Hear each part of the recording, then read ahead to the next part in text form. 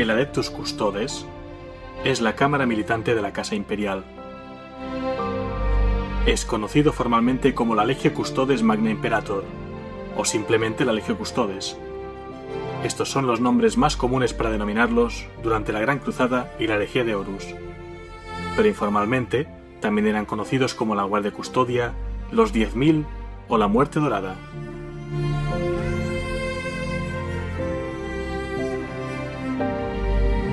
Su autoridad es incontestable dentro de su misión asignada, excepto si el emperador lo contradice directa y expresamente. Y sus bases son la Torre del Hegemón, una fortificación soberana del Palacio Imperial, y diversas fortalezas, propiedades, naves espaciales, ministerios y territorios en Terra, el Sistema Solar y más allá, todos únicamente conocidos por ellos mismos.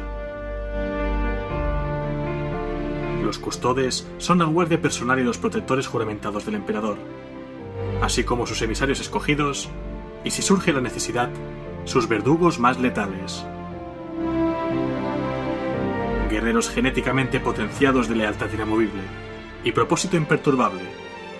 Su poderío y su habilidad con las armas son superiores incluso al de los marines espaciales, mientras que sus armas y equipo son de una potencia única que representa el cenit de la tecnología del Imperio. Su historia es larga, y durante milenios han permanecido a la sombra del emperador, como sus pretorianos y los protectores de sus secretos. La Legio Custodes fue, según muchos relatos, la verdadera primogénita del emperador, precediendo incluso a los guerreros trueno. Sus miembros fueron sus primeros guerreros genéticamente modificados y psicoadoctrinados, armas perfeccionadas por el genio del emperador a partir del terrible saber de la era oscura de la tecnología. Son en casi todos los sentidos sobrehumanos, más rápidos, más fuertes, más resistentes y con sentidos más agudos incluso que los condenados guerreros trueno o los marines espaciales que los sucedieron, y tan alejados de los límites de un humano no potenciado que son prácticamente divinos en comparación.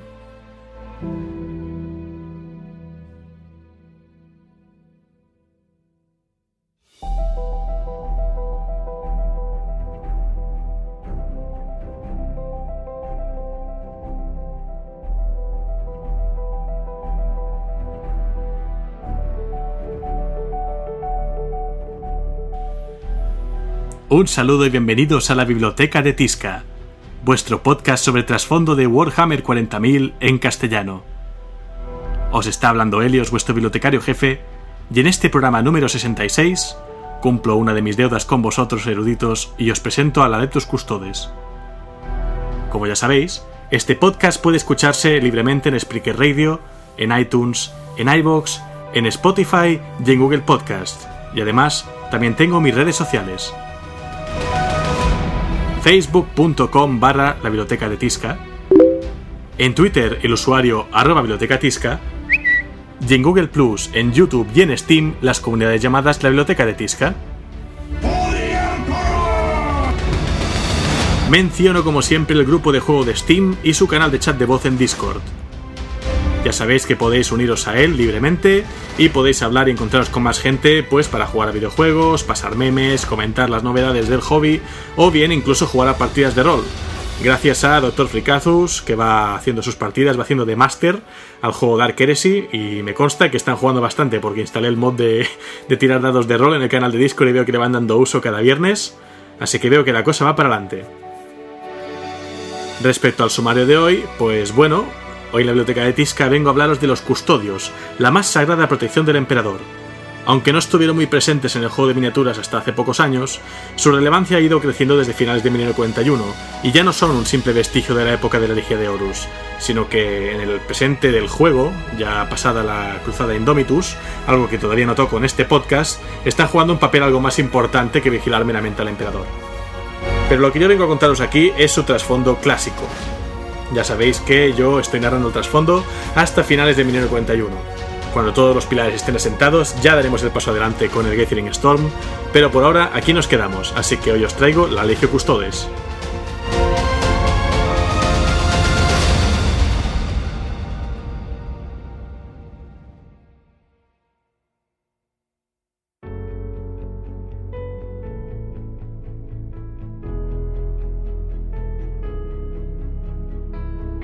ninguna vigilia es absoluta, salvo la de los dioses. Atribuida a los Sataric Suben.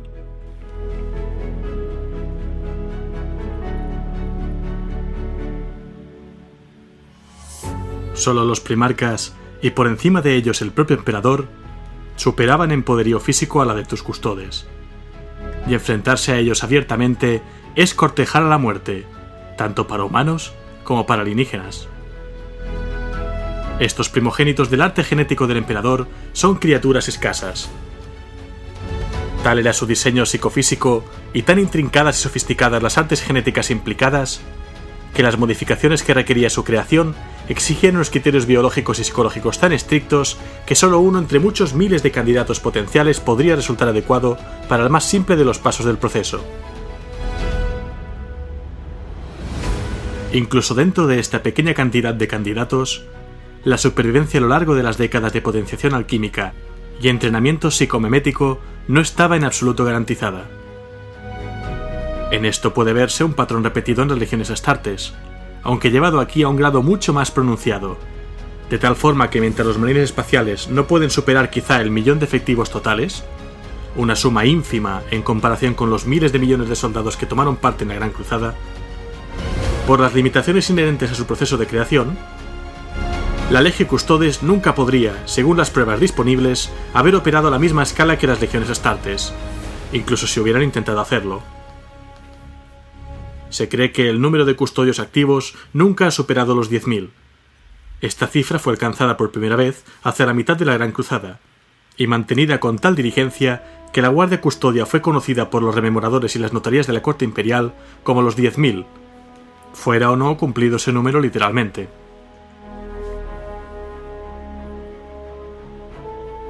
No es inusual, incluso entre los eruditos del Imperio, creer que los custodios son alguna variante de los astartes, una forma avanzada o incluso una segunda versión mejorada. Aunque esta explicación podría parecer que encaja con los hechos, especialmente para aquellos que no conocen de cerca el doloroso nacimiento del Imperio en los últimos actos de las guerras de unificación de la Vieja Terra, en realidad no podría estar más alejada de la verdad.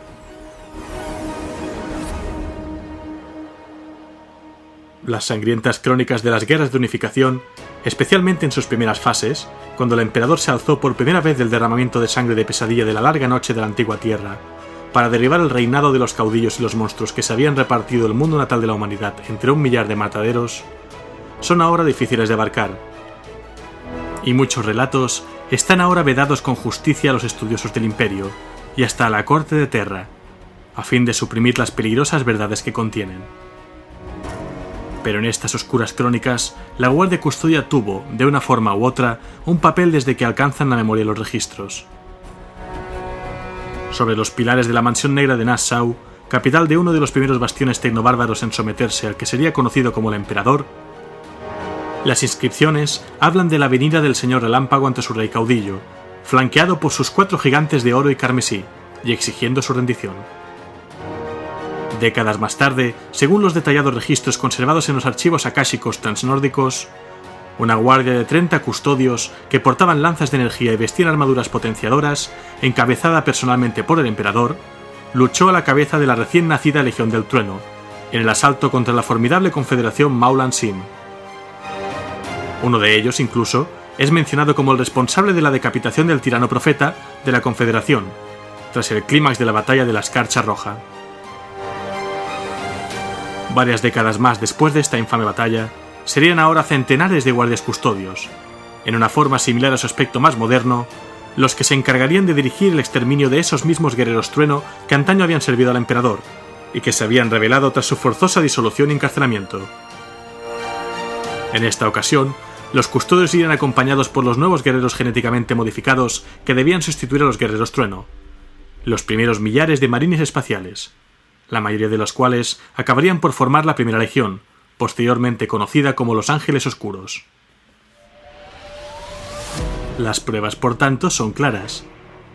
Desde antes de que los primeros mundos fueran conquistados tras la salida de la Gran Cruzada del Sistema Solar, desde antes de la toma de Luna, y desde antes del Tratado de Olimpo con Marte, desde antes del cataclismo de Ursh y de la caída del bloque indonésico, Antes de los marines espaciales y de los guerreros trueno, los custodes ya habían caminado junto al emperador.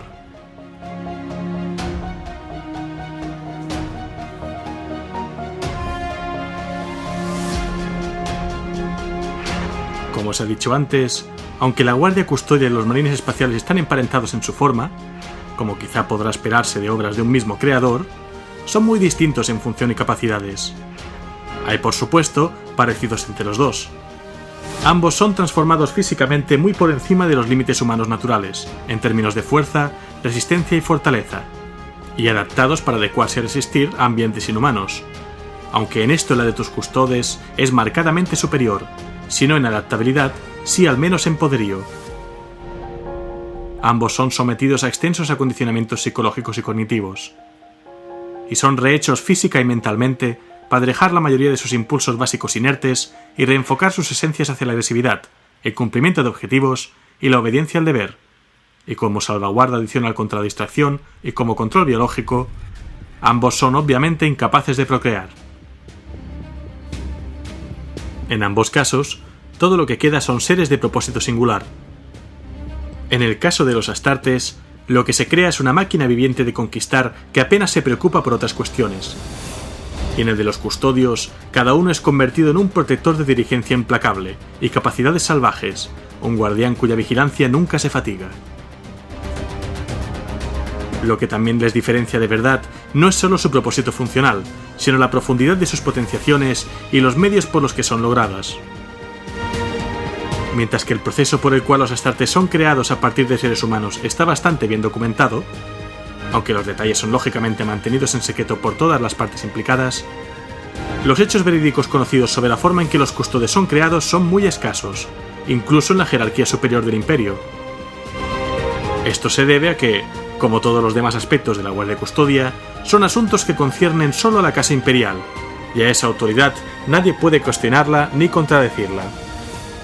Lo que sí se sabe en cualquier caso remarca sus diferencias. En primer lugar, está la cuestión de la edad de los candidatos. Para que un niño se convierta en miembro de la de tus custodes, se sabe que deben comenzar el proceso a finales de la infancia, y antes de que la adolescencia haya arrancado definitivamente en su estructura física. Esto choca con el modelo de los marines espaciales, en que la implantación solo es posible tras la adolescencia y preferiblemente antes de la madurez completa. Esto nos lleva al segundo de los pocos datos conocidos sobre la creación de los custodios, que el arte genético y la alquímica que les transforman son tan absolutos como sutiles, y son aplicados al nivel microscópico más pequeño concebible en su genoma y estructura celular. Es un proceso que causa tales cambios en la forma humana mortal que cuando se completa con éxito, a menos que sufran daños físicos tan graves que acaben por la fuerza con su vida, son prácticamente inmortales, y no envejecen de forma perceptible tras madurar por completo. Por tanto, no son para la de tus custodes los injertos quirúrgicos e implantes de órganos que generan un marine espacial. Y los custodios no se ven manchados por potenciadores tan toscos. Lo que los crea es tan invisible como potente. Trabaja sobre la genética básica y en un nivel celular profundo, y quizás se modula a medida para cada uno de los reclutas. Hay quienes insisten que este proceso es tan invisible y sin embargo poderoso que penetra en el reino metafísico de la biomancia y la manipulación psíquica en un nivel ignoto. Dado que se dice que el propio emperador ha supervisado la creación de cada uno de los custodios que han existido, esto podría ser cierto. Los guerreros sin igual que resultan de este arcano proceso son una especie verdaderamente escasa y que no debe ser malgastada temerariamente en el campo de batalla. Fueron creados con un único propósito en mente: ser la guardia de élite del emperador. Una fuerza creada para defender al emperador de cualquier daño físico allí donde le llevara la Gran Cruzada. Para vigilar sus dominios privados y sus secretos mejor guardados. Y para servir como agentes y emisarios directos de su voluntad, ya fuera esta que protegiesen, explorasen, capturasen, guardasen un secreto o ejecutasen sin remordimientos.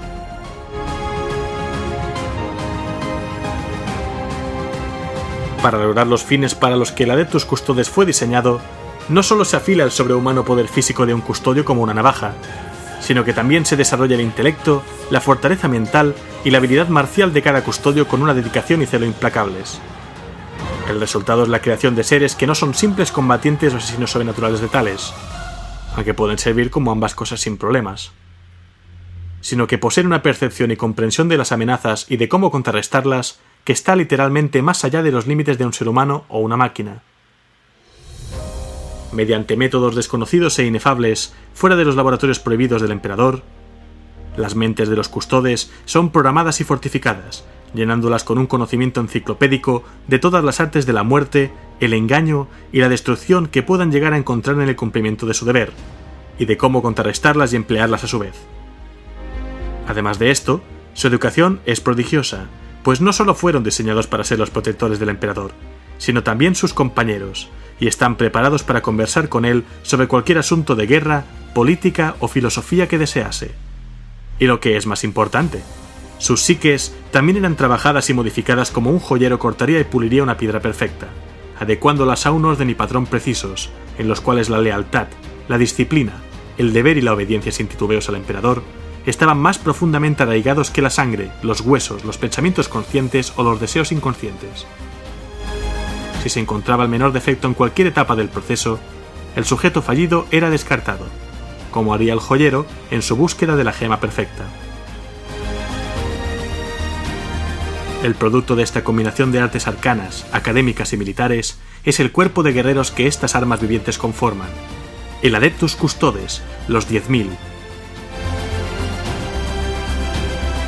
Como organización, es en muchos aspectos parecido y diferente de las legiones Astartes en su formación y estructura.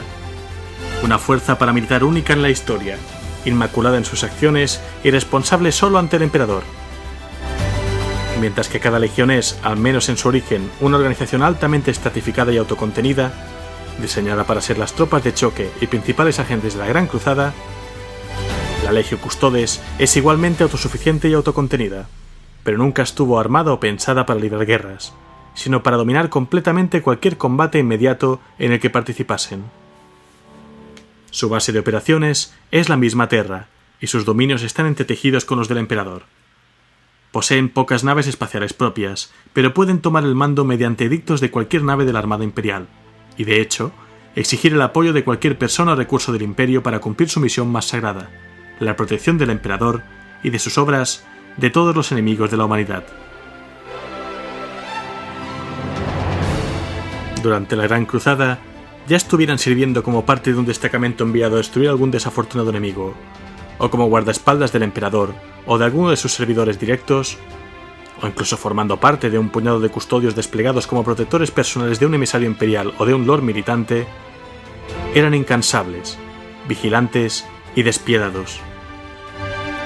Están armados, diseñados y entrenados para plantar cara y matar a cualquier cosa que se les oponga, sea humana, xenos o mecánica, en cualquier circunstancia de un combate singular, un contraataque a una emboscada o un asalto a corta distancia. Una y otra vez a lo largo de la historia, los guardias custodios han resistido y derrotado enemigos contra toda probabilidad razonable o creíble. Han matado monstruos tan horribles que parecían salidos de auténticas pesadillas, y vencido y matado asesinos instruidos en artes más oscuras y sutiles de las que conoce el hombre. Puestos a prueba una y otra vez, ya fuera en mundos alienígenas nunca antes pisados por la humanidad, o en las enmarañadas subcolmenas de los dominios de la humanidad perdidos durante la era de los conflictos, o en los retorcidos palacios de los señores alienígenas, los custodes demostraron ser guerreros de una habilidad terrorífica. Sus servicios y sus misterios convirtieron rápidamente a la Legio Custodes en una leyenda tan maravillosa como terrible, incluso para aquellos que servían junto a ellos. Leyenda transmitida en historias susurradas en cada rincón del floreciente imperio. Tanto para el soldado común como para el gobernador planetario, la imagen de armadura dorada de un custodio representaba una señal visible de la protección del emperador y la encarnación de su voluntad, pero también era un presagio de su imparable furia, tan personal y terrorífica a su manera, como impersonal y todopoderosa era la imagen de los ángeles de la muerte, los marines espaciales, en la mente de muchos de los participantes de la Gran Cruzada.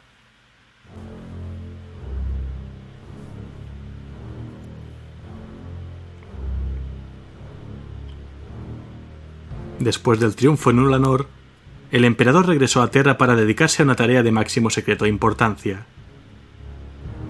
La Gran Cruzada continuó bajo el mando del Señor de la Guerra Horus, primarca de la Legión Astartes de los Lobos Lunares. Pero los poderes ruinosos estaban en acción, intentando pervertir el gobierno del favorecido primarca y sembrar la discordia en todo el imperio naciente. La primera señal externa de la catástrofe venidera fue la quema de Próspero. Magnus el Rojo, primarca de los Mirijos, desató hechicerías prohibidas que causaron estragos en Terra, aunque la mayoría nunca sabrá si este acto fue de agresión o un intento de advertir desesperadamente la caída de Horus. Al final, la verdad es inmaterial. El emperador desató una fuerza de censura bajo el mando de Constantin Baldor y el primarca alemán Ras de los Lobos Espaciales, con la orden de detener a Magnus en su mundo natal de Próspero y devolverlo a Terra para responder por sus actos. Pero los asuntos se intensificaron rápidamente debido a la malevolente intervención de Horus, y la misión de captura se convirtió en una de aniquilación. Baldor y sus custodios lucharon junto a los Lobos Espaciales y las Hermanas del Silencio para superar la hechicería de los hijos de Magnus. Pero mientras los hijos del emperador y sus legiones luchaban a través de las estrellas, el maestro de la humanidad no estaba a la vista. En verdad, él y sus custodios estaban comprometidos en su propio conflicto desesperado, luchando en un campo de batalla transdimensional dentro de la telaraña que el emperador trató de dominar para el uso de la humanidad, protegiéndolos para siempre de las maquinaciones del caos. Trágicamente, esta guerra existencial evitó que los custodios ejercieran la venganza del emperador sobre sus hijos descarriados. Así que los 10.000 no tomarían un papel realmente importante en la batalla por el imperio hasta que el enemigo llegase a las puertas del Palacio Imperial.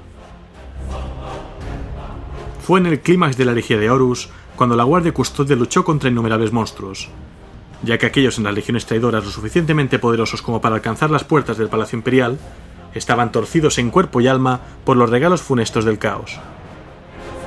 El Adeptus Custodes ganó 1000 victorias, pero todas se convirtieron en cenizas cuando el maestro de la humanidad se teletransportó a bordo del buque insignia de Horus, el Espíritu Vengativo, en el punto culminante de la batalla de Terra. Allí, una fuerza de ataque de la Legio Custodes luchó contra los traidores más feroces para proteger a su señor. A pesar de que Horus fue derrotado por el emperador en un singular combate al final, fue a cambio de un coste inimaginable. El señor de la guerra asesinó al primarca angelical Sanguinius y asestó un golpe mortal al emperador antes de ser asesinado por él mismo. Aunque la psique del emperador permaneció activa dentro de su cuerpo destrozado desde ese día, la Guardia Custodia ha estado vigilando poco más que un cadáver roto, arrugado e inmóvil sobre un sistema de soporte de vida que falla lentamente. Demos gracias a los guardianes más valerosos y leales, el Adeptus Custodes, que mantienen una vigilia constante sobre el palacio del emperador. Una verdadera legión de guerreros, lista para dar sus vidas sin dudarlo por el amado guardián de la humanidad. Nadie pasa por el palacio imperial sin que lo sepan. Están empapados de los arcanos secretos de ese laberíntico edificio. 10.000 espadas aguardan la llamada a las armas para defenderlo de cualquier amenaza, desde fuera o desde dentro. Anónimo. Tras la herejía de Horus, la Legio Custodes se convirtió en el Adeptus Custodes. Ya no volverían a luchar junto a su señor, pues el emperador ya no era más que un cadáver destrozado cuya potente voluntad se mantenía con vida gracias a las maquinarias del trono dorado.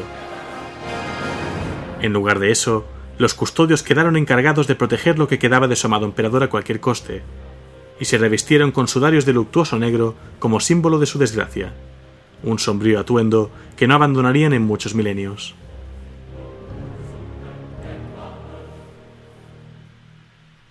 Durante miles de años, el Adeptus Custodes ha guardado vigilia.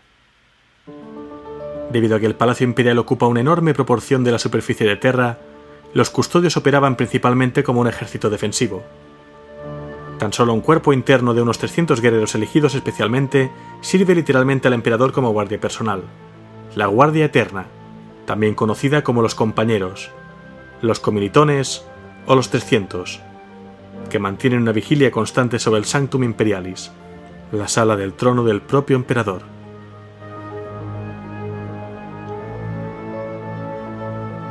Tras ellos, se extiende una montaña de cables, circuitos, aparatos mecánicos, placas de mármol, ruedas dentadas, pistones, tubos de expulsión de gases, columnas y arcadas, en cuyo centro un tramo de escalones inscritos con runas se elevan majestuosos hasta más de 10 metros de altura. Sobre toda esa pulsante maquinaria, oscurecido por un manto de energía arcana y envuelto en una nube de niebla alquímica, se encuentra el trono dorado del emperador, el señor de los hombres, el salvador de la humanidad. Son ellos, y solo ellos, quienes deciden quién puede entrar al lugar más santo de la galaxia, y es responsabilidad suya mantener a salvo al futuro de la humanidad. Los pretorianos del emperador son unos de los guerreros más poderosos de todo el imperio. Siempre se han alzado vigilantes fuera de las puertas de bronce que sellan su sagrada cámara. Son absolutamente irreprochables y son de los pocos sobre los que la Inquisición no tiene poder. Nunca abandonan los santuarios interiores del Palacio Imperial y sirven desde su nacimiento hasta su muerte en el interior de sus sagrados salones. Sin embargo, están entre los pocos sirvientes de la humanidad que llegan a mirar directamente al emperador, y por ello reciben bendiciones sin medida. Gracias a la remarcable artesanía genética empleada en su creación, sus guerreros no envejecen, de modo que solo pueden morir debido a un trauma físico catastrófico. Al tener muchos custodios más de 1000 años de edad, han tenido infinitas oportunidades para perfeccionar sus habilidades, profundizar sus conocimientos sobre todo saber y disciplina, y pulir sus tácticas para poder estar listos para toda eventualidad. Mediante los rituales conocidos como los Juegos de Sangre, el Adeptus Custodes ha puesto a prueba las defensas de Terra innumerables veces, despachando a sus propios guerreros bajo falsas identidades para penetrar los muros y puertas que protegen al Trono Dorado. Al mismo tiempo, los custodios han empleado ejercicios de pensamiento fractal, cogitaciones estratégicas centenarias y elaborados conflictos simulados en Hallucinariums para perfeccionar sus tácticas por si llegaba el momento en que fuesen enviados a luchar por los dominios del emperador una vez más. No obstante, la defensa de Terra no es la única guerra que el Adeptus Custodes ha librado desde la herejía. Si la humanidad supiera las campañas clandestinas en las que los guardianes del emperador han combatido dentro y fuera de Terra, sin duda enloquecería de terror. Los custodios han mantenido a raya a los mortíferos habitantes de criptas selladas con runas en las profundidades de la placa himaláyica, lanzado misiones al interior de subrealidades sirvientes de horrores, purgado cultos en los túneles infinitos del Manufactor Americum y ejecutado a los seguidores de inquisidores radicales, convencidos de que la ascensión final del emperador solo puede tener lugar con su muerte. Como el resto del imperio, el Adeptus Custodes debe luchar en todos los frentes. El Adeptus Custodes se encuentra bajo la autoridad del Adeptus Terra, y el capitán general de los Adeptus Custodes ocupa en ocasiones uno de los 3 últimos puestos de los altos señores de Terra.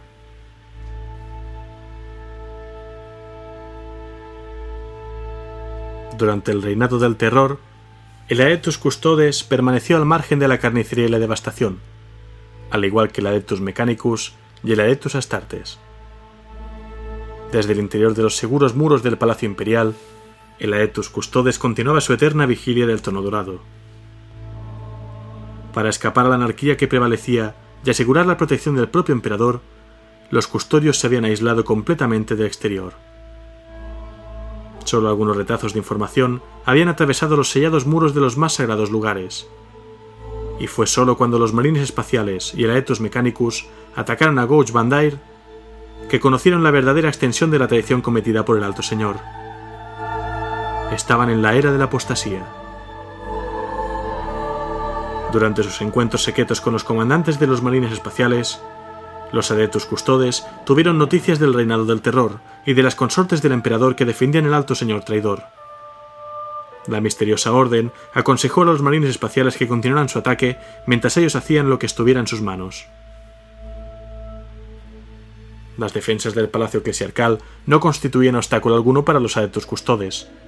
Con sus conocimientos milenarios del Palacio Imperial y de sus miles de kilómetros de corredores ocultos y pasadizos secretos. Un pequeño contingente de custodios, al mando de un centurión de los comilitones, se abrió paso hasta el centro del dominio de Bandair. Saliendo de los túneles secretos no muy lejos de la cámara de audiencias de Bandair, fueron detenidos por las consortes del emperador. Solicitando una tregua para parlamentar, el centurión dejó en el suelo sus armas y caminó desarmado al encuentro de las guardianas de Bandair.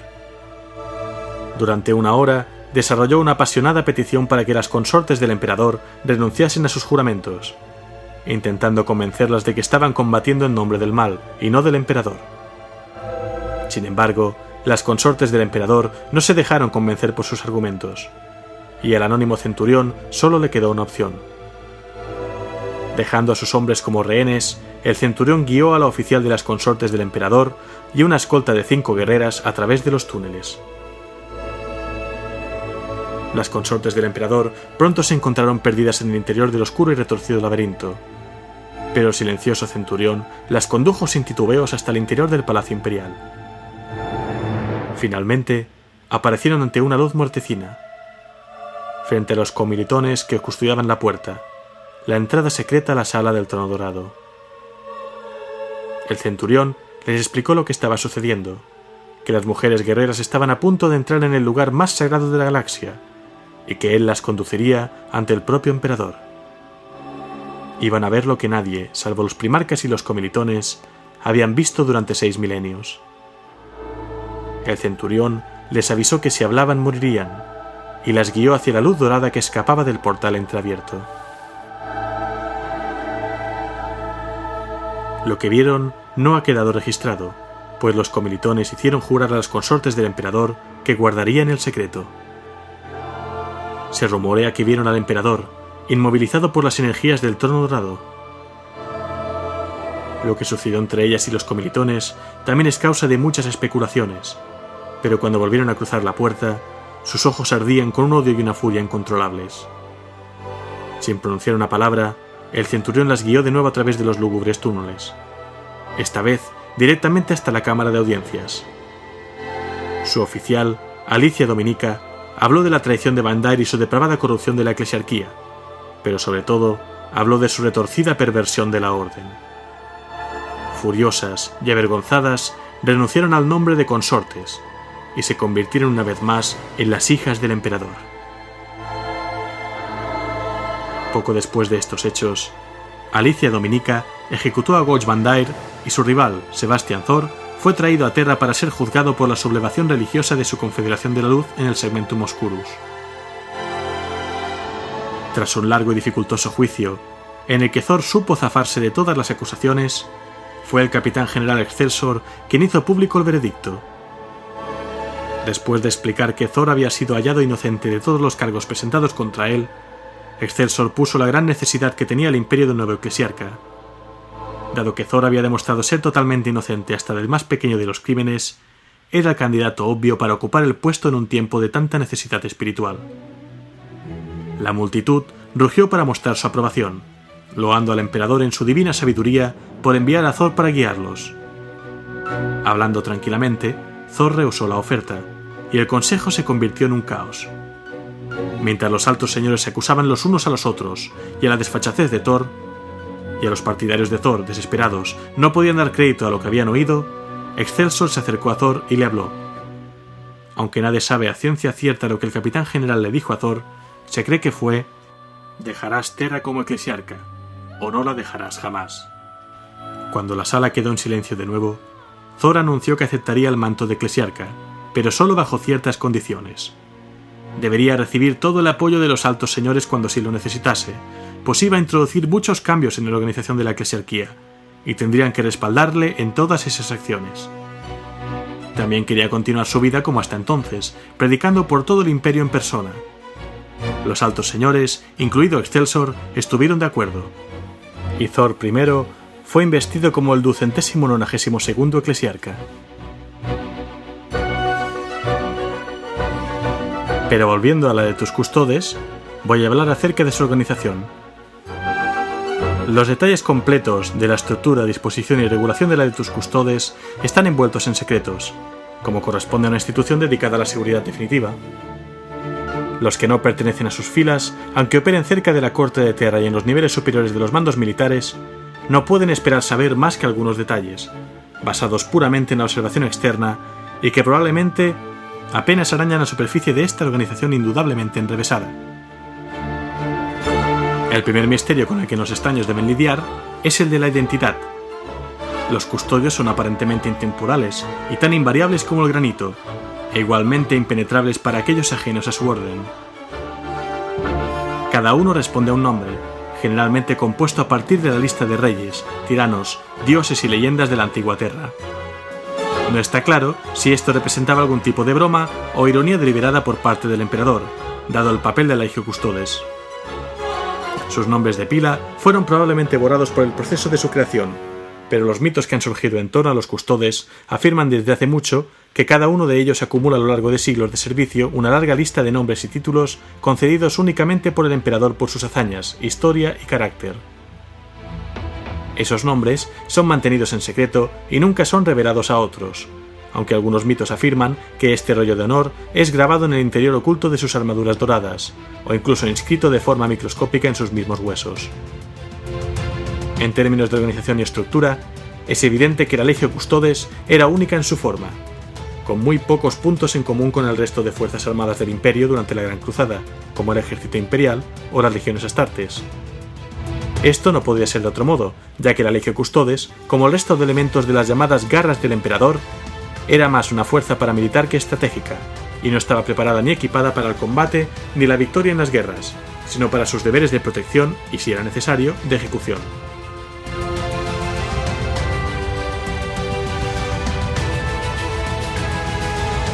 Uno de los rasgos singulares de la Adeptus Custodes como organización, y del poder de cada uno de sus custodios, es su lugar en el esquema de la ley del Imperio.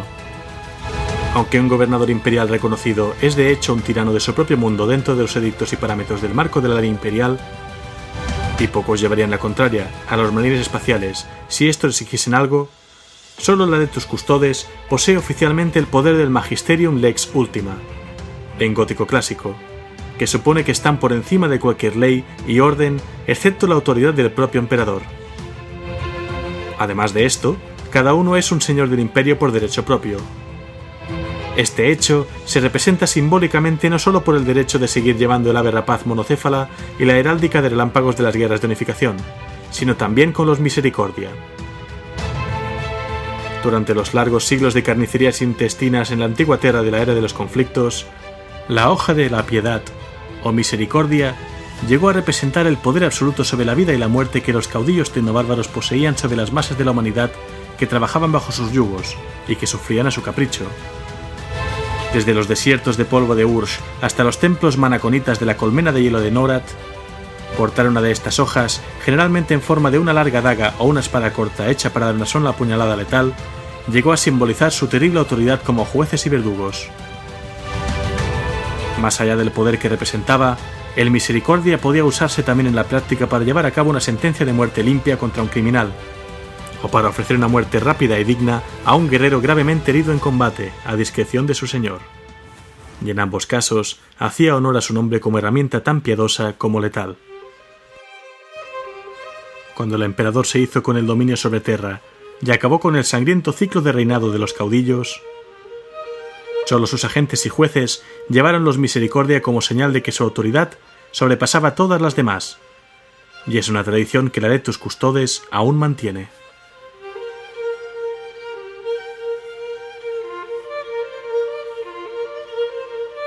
El mando supremo sobre la Legio Custodes recaía, por supuesto, directamente en el emperador, pero al frente de la orden ha habido siempre un único oficial, el Capitán General.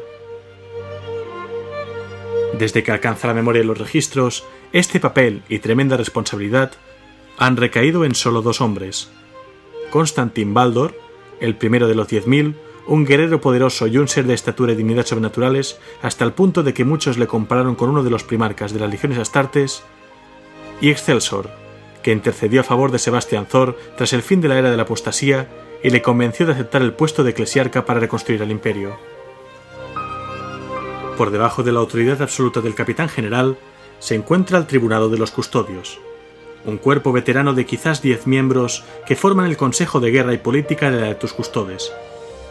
Este cuerpo tenía el privilegio incomparable de proporcionar sus servicios como consejeros al propio emperador si él así lo deseaba, y en las cuestiones de la seguridad de los santuarios interiores del Palacio Imperial y de la persona del emperador no existe una autoridad mayor. El escalafón inferior a los tribunos es el ocupado por los prefectos y los capitanes escudo. La distinción entre los dos grupos, que no resulta evidente para los extraños, se basa quizás en la veteranía y la función, ya que el título de prefecto lo concedía el emperador como recompensa a la veteranía y al servicio, mientras que el de capitán escudo indica un mando activo de campo sobre un destacamento de despliegue concreto. Por debajo de esos rangos, los custodios parecen ser iguales a la manera de una casta guerrera o aristocracia, más que eslabones en una de las cadenas de mando típicas en el resto de fuerzas armadas del imperio. Sus títulos funcionales se adaptan a su papel escogido y a su armamento en cualquier destacamento en el que hayan sido incluidos, y empleaban unas categorías amplias, bautizadas con títulos procedentes de diversas fuentes antiguas, para referirse a sí mismos a nivel táctico en la comunicación con fuerzas externas. El grueso de los custodios cumple el papel de Hikanatoi en todo momento. La división de Hikanatoi son los portadores de la lanza, la guardia personal del emperador y los verdugos de cualquiera que pueda amenazar o oponerse a su voluntad. Representan la imagen del guerrero de armadura dorada que viene a la mente con temor y admiración cuando se piensan en la de tus custodes. Sus filas incluyen variantes de fuerza, armamento y equipo como la Guardia Centinela, la propia Guardia Custodia y la Guardia de Tyron de élite, los combatientes más hábiles de una fuerza de guerreros cuyas habilidades marciales ya son sobrehumanas. Aunque son pocos los oponentes con los que los Hikanatoi no pueden lidiar, no son una fuerza militar completa, ya que no están configurados para enfrentarse a situaciones como asedios o guerras de desgaste, pues quedan fuera de su ámbito de actuación. No obstante, el Aetus Custodes aún conserva la capacidad de desplegar sus fuerzas como tropas de choque pesadas si surge la necesidad, o incluso de enfrentarse a un enemigo que lanza fuerzas abrumadoras contra las suyas en una guerra de gran intensidad. Estas fuerzas de contraasalto son conocidas como los Taranatoi, y su panoplia incluye tanto armaduras de exterminador optimizadas para su uso por los sobrehumanos cuerpos de los custodios, como armas portátiles de enorme poder como las que blande la Guardia Sagittarum, las cuales incluyen las oscuras reliquias conocidas como armas adráticas, que pueden disparar rayos desintegradores de poder fenomenal y que hace mucho que fueron reunidas y reservadas por la Casa Imperial.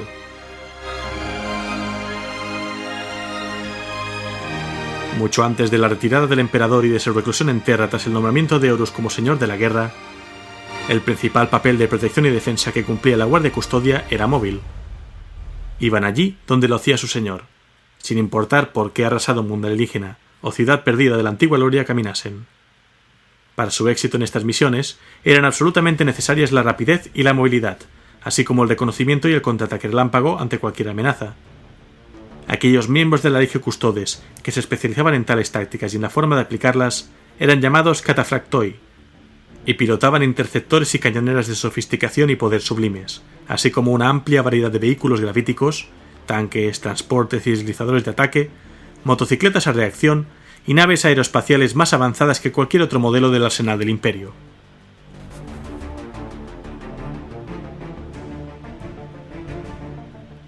Si hay una división de los custodes de la que se puede decir poco con seguridad, esos son los Ephoroi. Los Ephoroi son los miembros de la Orden encargados de las operaciones encubiertas, la contravigilancia y la misión vital de simular ataques e infiltraciones. Son ellos los que ponen a prueba las defensas y preparativos de la Aetus Custodes como lo haría un enemigo, y también llevaban a cabo sus propias misiones ocultas para deshacerse de amenazas potenciales en el seno del Imperio, aplicando sentencias finales, en ocasiones absolutamente secretas, según lo exigiese la voluntad del emperador. Hay quienes han planteado que discernir dónde acaban los Ephoroi y comienzan los poderes que controlan el Officio Assassinorum es difícil hasta para los más sabios de los altos señores de Terra, y es seguro que los templos de los asesinos obedecen a los custodes cuando éstos lo desean. Por último, la división más pequeña y singular de la Aetus Custodes es la de los Moritoi, los muertos honrados que caminan. Como ocurre con los Astartes, es posible que un custodio que haya sufrido heridas tan terribles que ni siquiera ellos puedan recuperarse, pero que conserve la chispa de la vida, sea enterrado en el sarcófago cibernético de soporte vital de un Dreadnought. El primero de ellos fue creado mientras aún se libraban las guerras de unificación, a partir de un Dreadnought modelo Ur-Golem, la primera versión diseñada para su uso por los guerreros trueno.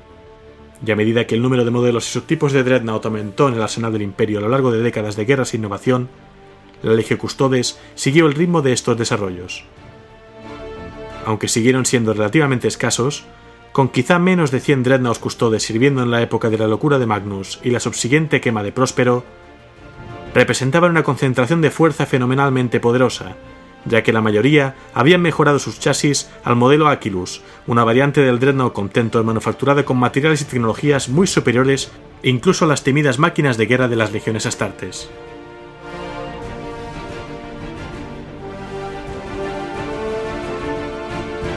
Desde la batalla de Terra y la ascensión del emperador al trono dorado, tan solo un cuerpo interno de unos 300 guerreros elegidos especialmente sirve literalmente al Señor de la Humanidad, como guardia personal, y mantienen una vigilia constante sobre el Sanctum Imperialis, la sala del trono del Palacio Imperial. Los he nombrado antes, son conocidos como los 300, los compañeros, los comilitones o la Guardia Eterna. Los recuerdo aquí hablando de la organización de los custodes, porque son ellos y solo ellos quienes deciden quién puede entrar al lugar más santo de la galaxia, y es responsabilidad suya mantener a salvo el futuro de la humanidad vigilando el trono dorado.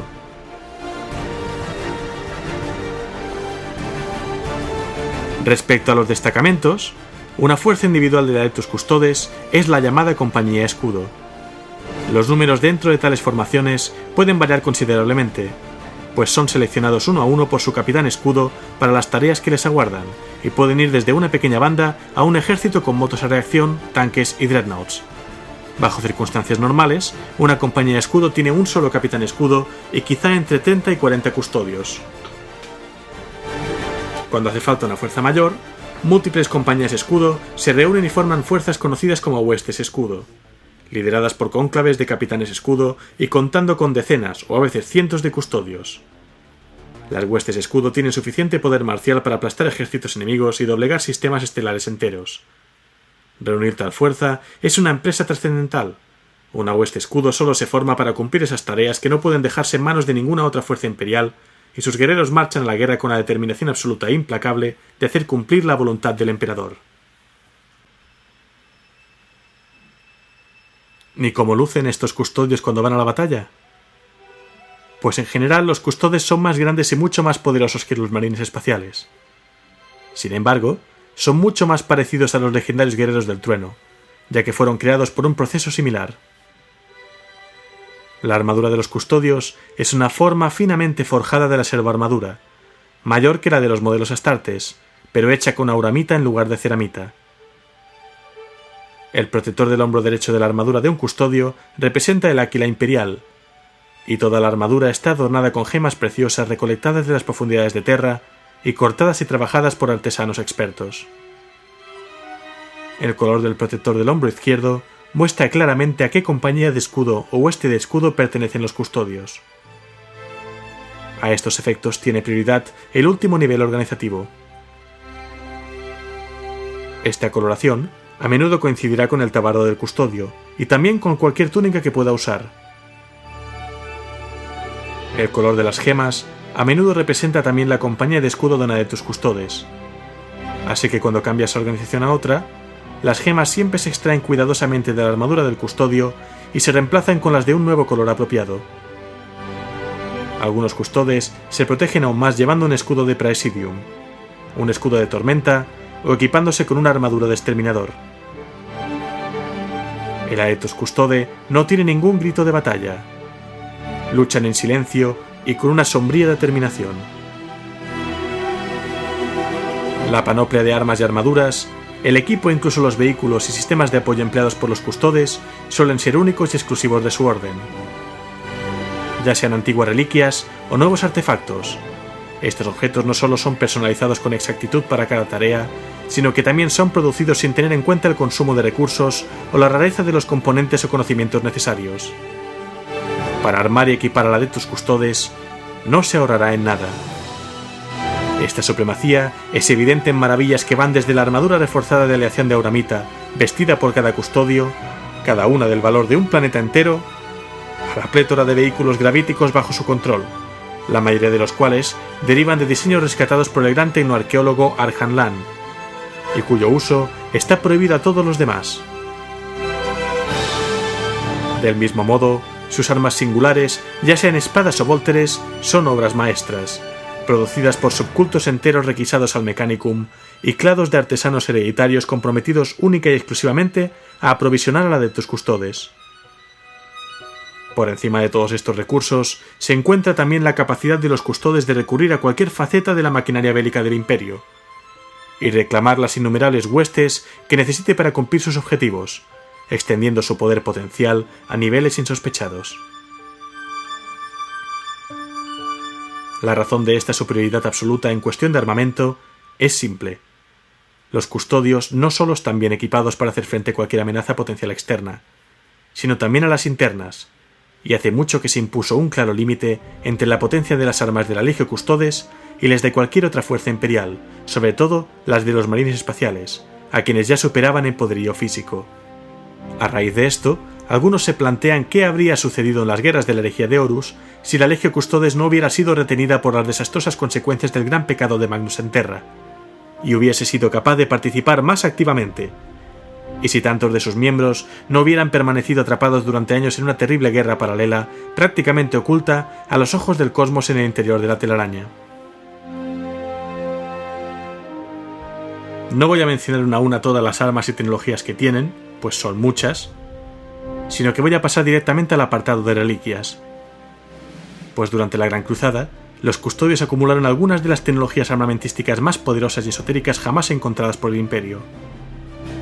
Aunque gran parte de esta se agotó durante la herejía de Horus, algunos de estos artefactos antiguos todavía existen, encerrados en bóvedas en las profundidades del Palacio Imperial, esperando a ser llevados a la guerra cuando la necesidad es mayor. ¿No os parece más interesante esto que el armamento en sí? La primera que menciono es la vestimenta de Dolores, tejida a mano por las hermanas de la Orden de las Lamentaciones, y situada en pie junto al trono dorado durante todo un siglo. Esta vestidura es un potente recordatorio de la gran derrota de los custodios. Su presencia los llena con una fría determinación de nunca volver a fallar. Otra reliquia es el Auric Aquilas, incorporando secretos prohibidos de la antigua arqueotecnología de la Edad Oscura de la tecnología. La Auric Aquilas es una moto magnífica, rápida como el pensamiento y protegida por un brillante campo de fuerza dorado. Esta lleva a su piloto de manera rápida y segura a la batalla. En cuanto a estandartes, está la reliquia Ira Angelis. Esta véxila antigua y elaborada por expertos fue creada para la batalla contra los orcos del mundo de Ulanor. Durante ese conflicto, el fuego de apoyo preciso fue clave para la victoria. Por lo tanto, esta véxila incorpora una plataforma de direccionamiento multiespectral que se enlaza con naves de guerra en órbita y guía en ataques transatmosféricos con notable precisión. Y por último, menciono el Obliteratum.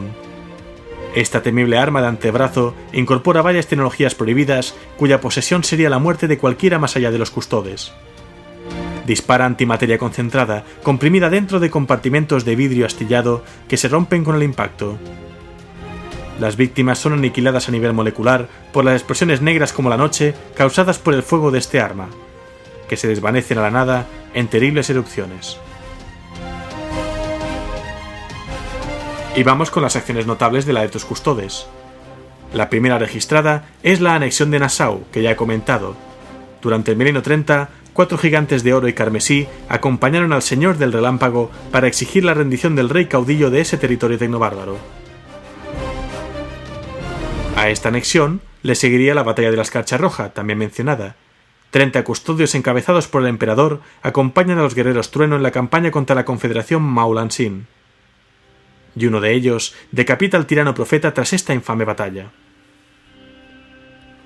A estas campañas les seguiría la batalla del Monte Ararat. Concluidas las guerras de unificación, el emperador ordena la disolución y encarcelamiento de los guerreros Trueno. Al resistirse estos, centenares de custodios y los primeros millares de marines espaciales, los futuros ángeles oscuros, los exterminan casi por completo. Más adelante, tuvo lugar la traición proximana.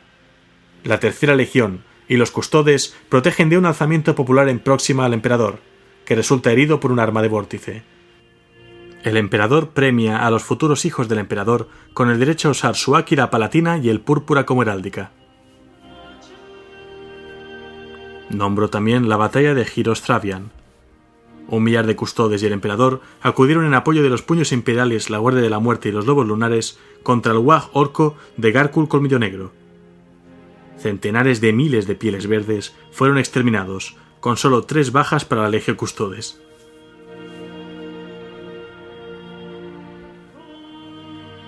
Y por mencionar la primera de las grandes, la batalla de Ulanor, también en el milenio 30. Se desconoce el papel desempeñado por el emperador y los custodios, como ya comenté en su día, en esta famosa victoria sobre los orcos, tras la cual Horus fue nombrado señor de la guerra y el emperador retornó a Terra, pero sí se sabe que tanto él como los custodes participaron. Luego, a principios del milenio 31, entre el año 4 y 14, tendría lugar la guerra secreta en la telaraña. El mensaje psíquico del primarca Magnus el Rojo, que pretendía advertir al emperador de la traición de Horus, destrozó las defensas de la sección imperial de la telaraña que el emperador estaba construyendo en secreto, provocando la invasión de la misma por una oleada de demonios y traidores. Esto retuvo al emperador en el trono dorado, sellando las puertas con su voluntad. Al mismo tiempo, entre los años 4 y 5, tuvo lugar la quema de Próspero. Constantin Baldor acompañó con un amplio número de custodios, hermanas del silencio y psicotitanes a los lobos espaciales de Leman Russ en su misión de censura y arresto de Magnus y sus 1000 hijos en Próspero. Misión que se convirtió, por la manipulación de Horus, en un exterminio planetario. 10 años más tarde, en el año 14 del milenio 31, tuvo lugar la batalla de Terra. La Legio Custodes participó, junto a los puños imperiales, los ángeles sangrientos y los cicatrices blancas, en la defensa del Palacio Imperial, frente al asedio de las legiones traidoras. En la culminación del asedio de Terra, el emperador lideró una desesperada acción de abordaje contra la nave insignia de Horus, la Espíritu Vengativo. Como ya sabéis, se enfrentó a Horus en combate singular y finalmente lo venció. A pesar de eliminar a incontables traidores y demonios, la Legio Custodes fue incapaz de evitar que Horus mutilase al emperador y dejase la mente y alma de su padre atrapados en el cascarón destrozado de su cuerpo. Desconsolados, los custodios portaron el cuerpo de su amo de vuelta a Terra, para que allí fuera sepultado por siempre dentro de la maquinaria del trono dorado. Pronunciaron el juramento del penitente y vistieron el negro del luto, comprometiéndose a vigilar a su señor caído por el resto de los tiempos.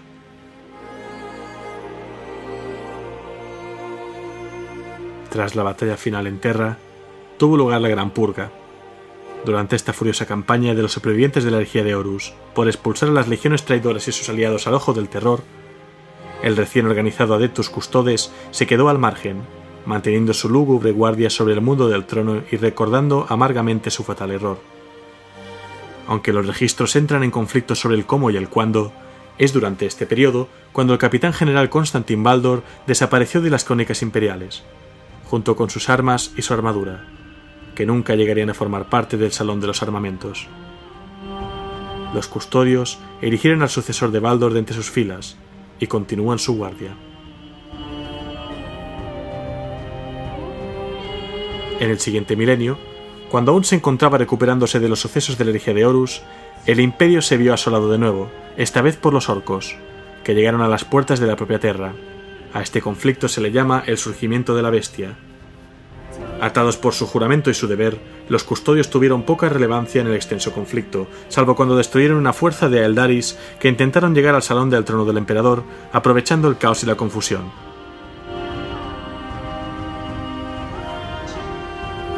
Entre los milenios 33 y 37, tuvo lugar el asedio de la Puerta de la Eternidad. Aprovechándose de sus contactos en el gremio de los comerciantes de las colmenas indonésicas, el culto del señor hedónico tomó el control de gran parte del espaciopuerto de la Puerta de la Eternidad. El Adeptus Arbites hizo repetidos intentos de romper las barricadas heréticas, pero cada ataque fue rechazado por mareas de fanáticos. Entretanto, se filtró la noticia de que los cultistas estaban preparando centenares de lanzaderas pesadas y barcazas atmosféricas para lanzar un asalto a gran escala contra el Palacio Imperial. Considerando que ahora la actividad cultista sí representaba una amenaza directa a la seguridad del emperador, una hueste escudo de la Adeptus Custodes lanzó un ataque devastador. Sus Landriders y Dreadnoughts Contentor venerables destrozaron las barricadas del culto, mientras los estilizados escuadrones de pretores Vertus golpeaban a los herejes desde arriba. Bandas de custodios despedazaron a los cultistas con una eficiencia despiadada, haciendo retroceder a sus víctimas hasta atraparlas en el nivel macro hangar 142. Allí, el culto del señor hedónico fue masacrado hasta el último miembro, y sus perversos sueños de atacar el trono dorado fueron reducidos a polvo.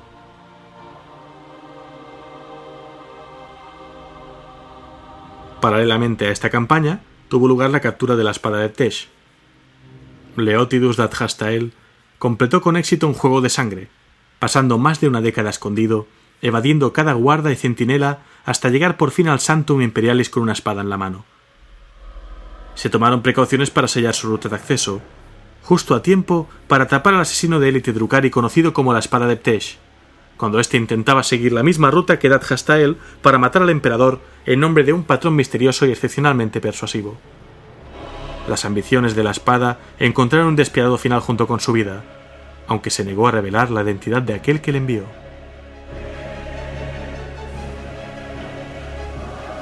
En este periodo tan truculento, también entre los milenios 33 y 37, tuvo lugar la destrucción del obsequio ominoso. Los augures del cinturón del halo revelaron el inexorable avance del pecio espacial obsequio ominoso, desde el oscuro vacío hacia Terra. Usando su rango de alto señor para desestimar las objeciones de la Armada Imperial, el capitán general Aesod Koumadra ordenó que varias compañías de escudo abordasen al navío, lo destripasen desde dentro y se asegurasen de que su corrupción quedase totalmente purgada. Los que no pertenecían a la Adeptus Custodes no entendieron la relevancia de la situación, pero el ataque fue dirigido por el guardián de las llaves de los Guardianes de Sombras, de una banda de sus camaradas de armaduras negras. El obsequio ominoso fue destruido, y el resto del Imperio no necesitaba saber más que eso.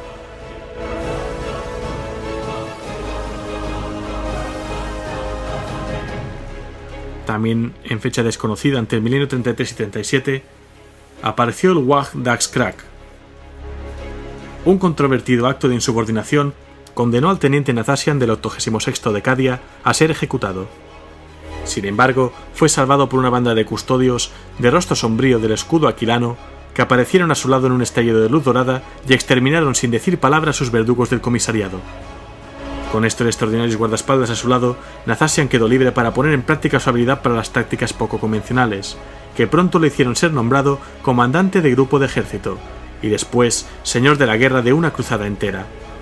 Las estrellas temblorosas fueron limpiadas de tribus orcas, deteniendo en seco este Wag Daxcrack antes de que pudiera caer sobre el sistema solar. Tras el triunfo de Nathasian sobre los Pieles Verdes, sus guardaespaldas se marcharon tan repentinamente como llegaron, y negándose a rescindir su condena, el comisariado hizo ejecutar al señor de la guerra Nathasian antes de que acabase ese día. Y llegamos al año 999 del milenio 37, a la octava Cruzada Negra. Una fuerza combinada de amos de la noche y guerreros de hierro capturó el sistema Andromax y se identificó una amenaza directa a Terra. Inicialmente, el fabricador general Uxod de Marte, famoso por su estrechez de miras, se negó a ayudar a eliminar a los marines traidores. Sin embargo, cuando una misión diplomática de la Adeptus Custodes acudió en persona a su templo forja, esto infló su ego y le hizo cambiar de opinión. Apenas unos meses después, una fuerza combinada de marines espaciales de los Minotauros, manípulos de guerra del Adeptus Mechanicus y custodios de la hueste pavorosa aniquiló a los traidores en sus bastiones capturados.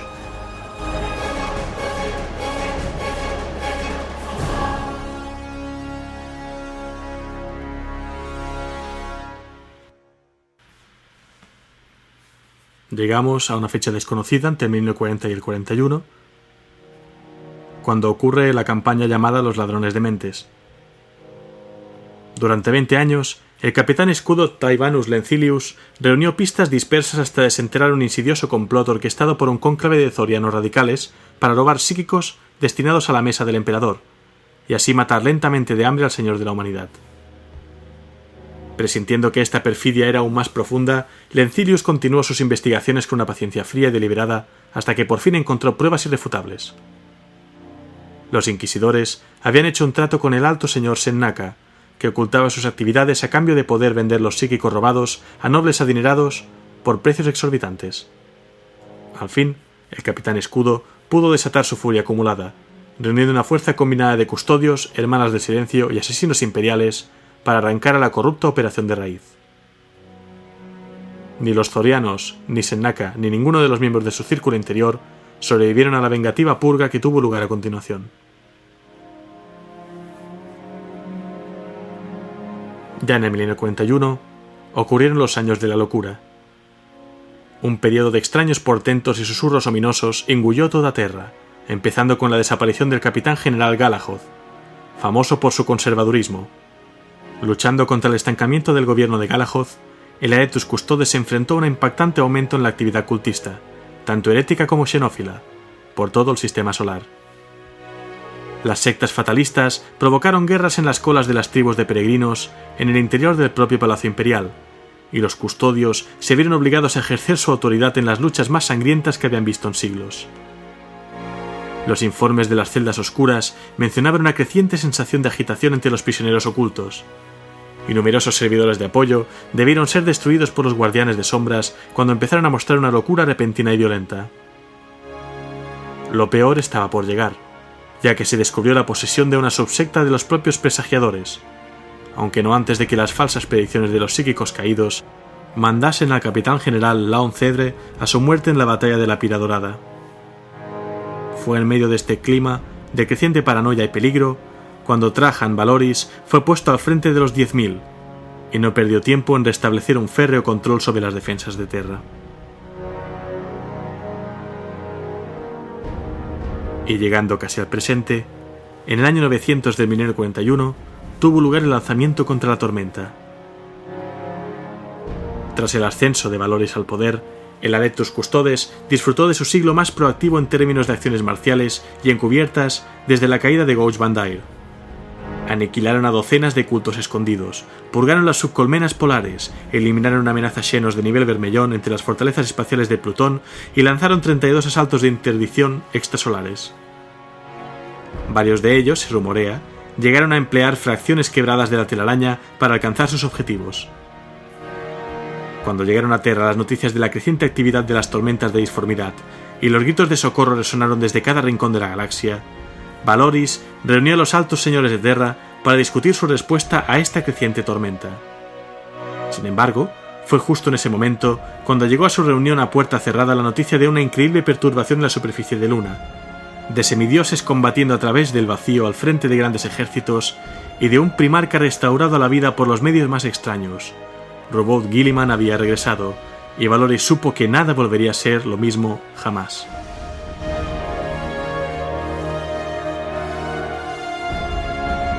Como el trasfondo lo voy a dejar aquí. En el 999 del 1041 paso a mencionar algunos miembros conocidos de la Adeptus Custodes. El primero, por supuesto, debe ser Constantin Baldor, custodio jefe y capitán general de la Legión Custodes durante la Gran Cruzada y la herejía de Horus.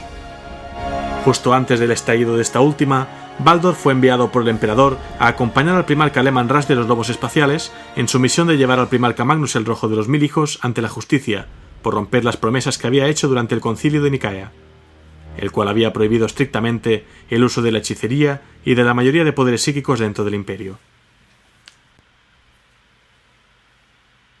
Baldor, acompañado por un contingente de élite de la Guardia Custodia, luchó junto a Rush y los Lobos Espaciales durante la batalla de Próspero.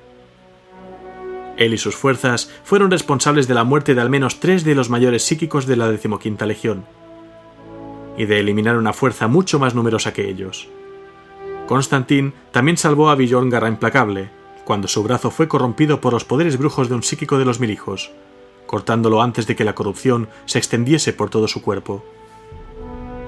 Después de que la traición de Horus se conociese en el Imperio, Baldor estuvo presente durante las reuniones de los señores y señoras del clado del Oficio Assassinorum, y fue él quien sugirió que se formase un equipo con un asesino de cada clado para asesinar a Horus en lugar de que actuase cada uno por separado como se hacía habitualmente. Actualmente se desconoce el papel que Baldor jugó durante el resto de la herejía. Tras ella, se convirtió en uno de los primeros altos señores de Terra y ayudó en la reconstrucción del destrozado imperio de la humanidad, para después dimitir de ese puesto y regresar a la vigilancia de su amado emperador. El segundo custodes que quiero mencionar es Aquilon, quien sirvió como Oculi Imperator, los ojos del emperador, y fue el custodio asignado a la vigilancia del primarca Lorgar Aureliano y de su legión de los portadores de la palabra, después de que se descubriera que habían faltado la confianza del emperador durante la Gran Cruzada, extendiendo la creencia de que el emperador era un dios por los mundos recién conquistados. Aquilon y un equipo de otros 4 custodios fueron enviados a la legión de los portadores de la palabra tras la humillación de estos en el mundo de Kur y la destrucción de Monarquia, la capital de este, por la legión de los ultramarines, por orden del emperador. Aquilon usaba una espada de energía a 2 manos en lugar de la lanza guardiana estándar. Él y sus 4 hombres fueron asesinados al final por los portadores de la palabra, para que no pudiesen informar de la traición de Lorgar. El líder de los poseídos Galborback, Argel Tal, decapitó a Aquilon arrancándole la cabeza de un mordisco. El tercer custodes que quiero mencionar, y que me parece de los más interesantes, es Amon Tauromachian, custodio encargado de la protección del emperador a principios del milenio 31, cuando Terra comenzaba el proceso de fortificación para resistir al inminente asalto del señor de la guerra Horus y sus regiones traidoras.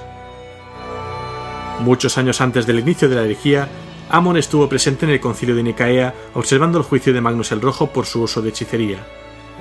Mientras protegía a Casper Hauser, un escaldo de los lobos espaciales, Amon fue atacado por un esbirro del caos disfrazado de marín espacial de los Milijos, pero logró sobrevivir al encuentro gracias a los esfuerzos de los lobos espaciales. Después de que la noticia de la traición de Horus alcanzase tierra, Amon recibió órdenes de participar en los Juegos de Sangre, el rito por el que todos los custodios pasaban y que les enfrentaba a las formidables defensas del Palacio Imperial con la esperanza de mejorar la defensa del emperador por parte de los custodios, exponiendo fallos en esa protección. Tras su éxito en esos Juegos de Sangre, Amon y su compañero, Haedo Emancon, fueron enviados a una peligrosa misión por Constantin Baldor, el custodio jefe, para reunir pruebas incriminatorias contra un miembro del gobierno de la Terra Unificada sospechoso de traición contra el emperador. Brokur participó en un juego de sangre junto con Amon, Haedo y Therin.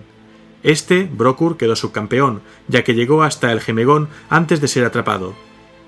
Baldor no había esperado que nadie se acercase más al Palacio Imperial que Brokur, pero Amon logró infiltrarse en él.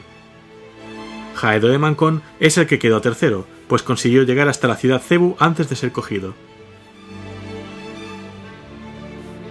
También menciono a Saturnalia Princeps Cartagina. Saturnalia fue un miembro de la Legio Custodes durante la época de la herejía de Horus.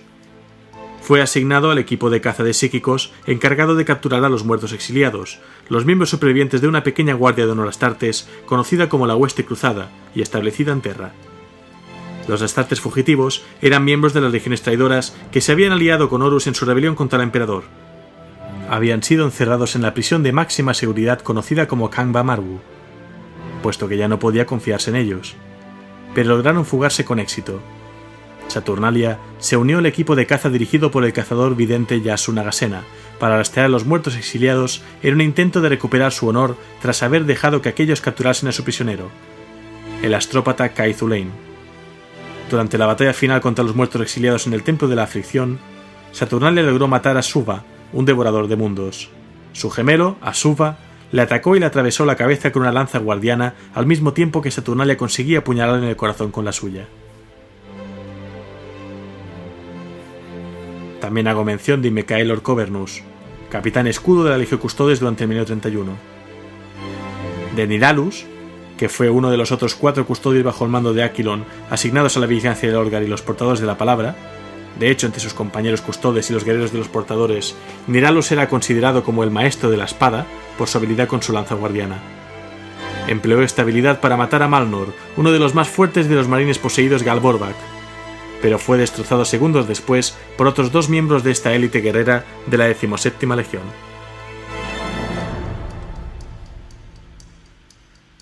Menciono también a Sagittarius, un Dreadnought Contemptor de los custodios durante la herejía de Horus, a Sumant Kiri Palguni Tirtha, custodio veterano cuyo nombre se decía que contenía al menos 66 títulos eméritos. Era uno de los carceleros de la prisión imperial Kangba Margu, pero no se sabe exactamente cómo había llegado a ese puesto. No mostraba ninguna herida obvia y estaba en condiciones físicas excelentes, pero los rumores afirmaban que había costinado una orden del capitán general Constantin Baldor. Tirtha fue asesinado durante la exitosa fuga de los muertos exiliados cuando Azarba de los Milijos hizo que un soldado de élite con rifle de plasma le disparase en el estómago. Y por último, menciono a Autam Luna G. Shudar, que durante la herejía de Horus fue el carcelero jefe de la prisión de Kangamargu. Udar fue retirado de las líneas del frente de la Legio Custodes tras quedar expuesto a un patógeno bacteriológico orco, cuyos efectos secundarios redujeron en gran medida sus tiempos de respuesta reflexiva hasta el punto de que quedaron por debajo del mínimo requerido para el servicio en primera línea ante los custodes. Orgulloso, se tomó duramente su retiro, pero acabó por adaptarse y se entregó a su nuevo papel como carcelero en la Cámara con la misma determinación y atención al detalle que le habían permitido lograr la infiltración más profunda en el Palacio Imperial durante un juego de sangre hasta que su camarada Amon Tauromachian lo superó. Durante su ejercicio, Udar recibió órdenes de vigilar a los últimos restos de los muertos exiliados, y encontró su final cuando estos iniciaron su exitosa fuga. Fue asesinado cuando se enfrentó en combate cuerpo a cuerpo al sargento Tagore de los Devoradores de Mundos, quien le arrancó una sección de la columna vertebral a través del pecho, tal y como le había prometido durante su encierro. Cerrando esto, como naves conocidas, menciono solo a la Bucephalus, nave insignia del emperador de la humanidad.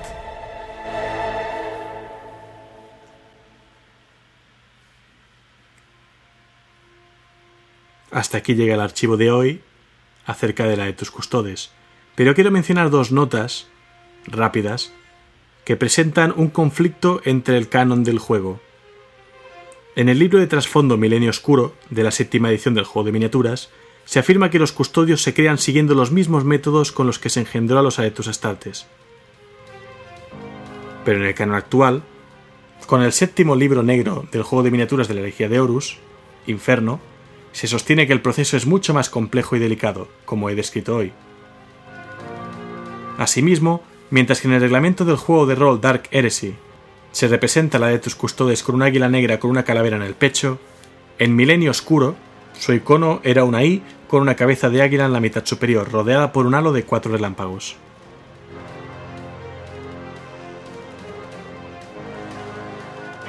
Un hombre sabio desenvaina sus espadas cuando llega el momento de blandirlas.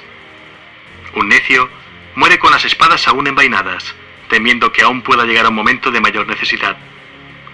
Por el bien del emperador y del imperio, debemos llevar la lucha a nuestros enemigos. Capitán General Trajan Valoris, a Robot Guilliman, tras la incursión de la Puerta del León.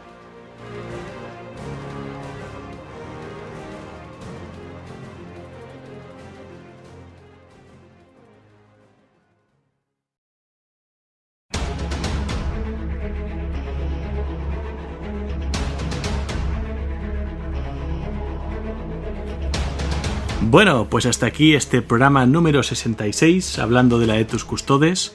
Espero que os haya gustado el relato. Era una de las muchas cosas que tenía prometidas. Van a venir pronto unas 3 más en Ristra para liquidar peticiones de los oyentes. Hermanas del Silencio, después Templarios Negros, después Cuerpo de Muerte de Krieg. Todo esto va a llegar. Y en fin, ya sabéis, esto es la Biblioteca de Tisca, vuestro podcast sobre trasfondo de Warhammer 40.000 en castellano. Y podéis escucharme en Spreaker Radio, en iTunes, en iVoox, en Spotify y en Google Podcasts. Y además ya sabéis que para comentar, criticar, dar ideas, sugerencias y pedir temas o hacer correcciones, también muy importante, tenéis mis redes sociales. Facebook.com/biblioteca de Tisca. En Twitter el usuario @bibliotecatisca. Y en Google Plus, en YouTube y en Steam las comunidades llamadas la Biblioteca de Tisca. Recuerdo nuevamente que tenemos un grupo de jugadores de Steam que podéis buscar. Si buscáis la Biblioteca de Tisca en los grupos de Steam os saldrá, o en Google podéis buscar la Biblioteca de Tisca Steam. También tenemos un canal de chat de voz en Discord con más de 100 personas ya apuntadas y organizando pues partidas y torneos de videojuegos de Warhammer 40.000, partidas de rol de Dark Heresy, competiciones, compartir memes, hablar del trasfondo y de las reglas del juego, todo lo que queráis. Una auténtica comunidad, cada día con más gente.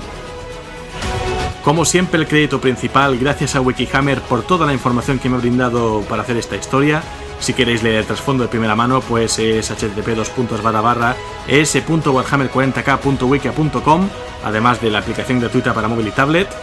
Y bueno, algunos huecos de armamento heráldica y demás, pues los he rellenado con información tanto del códex de la pasada edición, no tengo todavía el de octava, como con la página de la wiki en inglés. Gracias también a los artistas que han dado banda sonora a mis programas, todos ellos publicando su trabajo en yamendo.com de forma libre. Hoy destaco a Carlos Estella y Gregoire Lourdes, que se han llevado la totalidad de los temas que habéis escuchado durante el relato hasta aquí. Y la recomendación de hoy es el libro de Los Muertos Exiliados de Graham McNeill. Pequeño libro muy ameno de leer y muy entretenido, en el que descubriréis más cosas acerca de algunos Aetus Custodes, pero especialmente los protagonistas son los propios muertos exiliados. Lectura muy recomendable. Y ya habiendo hecho la recomendación, paso a leer los comentarios de los canales. El primero que voy a leer es a Luis Montes en Facebook, que dice: saludos Helios, te descubrí de casualidad y ahora soy fiel seguidor. Me encanta tu trabajo y gracias por descubrir el maravilloso mundo de Warhammer. Un saludo desde León. Si no te causa molestia, podrías saludar a la pequeña bestia disforme que tengo por hijo. La llamamos PCDC. Y con sus 5 añitos seguramente sea tu seguidor más joven. Pues un saludo para ti, Luis Montes, y también para PCDC desde la biblioteca de Tisca. Espero que me sigáis escuchando mucho tiempo y que sigáis aficionados al hobby. Pablo Arteaga dice: brutal, los Genestealers son el boogeyman del universo. Emi Fernández Sánchez dice: me ha encantado Helios, es impactante ponerte en la piel de uno de estos equipos de exterminio. Quería solo aportar el dato de que el antiguo señor del capítulo de los puños imperiales murió en un pecio espacial en una misión similar a la de esta historia. Y también quisiera hacer una pregunta a los eruditos. ¿Algunos saben qué orden desaparecieron los primarcas leales, o al menos cuál fue el último en desaparecer? Me parece un periodo muy interesante y del que sé muy poco. Y ya que tienes por publicar los Templarios Negros y los Puños Imperiales, quería ver si podías arrojar algo de luz sobre la muerte de Sigismund. Creo que desaparecieron entre la primera cruzada negra de Abaddon, pero no he sido capaz de encontrar detalles. ¿Podría seguir vivo? Un saludo, bibliotecario. Pues hablaremos de esto, tanto con los Templarios Negros que vienen prontito, dentro de 2 programas, como los Puños Imperiales, que vienen dentro de 2 más después. Gracias a toda la gente que me escucháis, me seguís, me comentáis y me recomendáis por Facebook.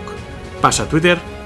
Hellcat dice: llevaba totalmente fuera de Warhammer 40.000 2 o 3 años, y cuando volví fue una auténtica alegría encontrarse una comunidad tan viva, en parte gracias a gente como Biblioteca Tisca, La Voz de Horus y Deep Games Spain. Gracias por el gran trabajo que hacéis, se nota el cariño que le ponéis. Ya están las nominaciones al Warhammer Hero de este año, y mi voto va para el gran Helios de Biblioteca Tisca, por su titánico trabajo él solito, difundiendo todo el conocimiento que tanto amamos. Te lo mereces.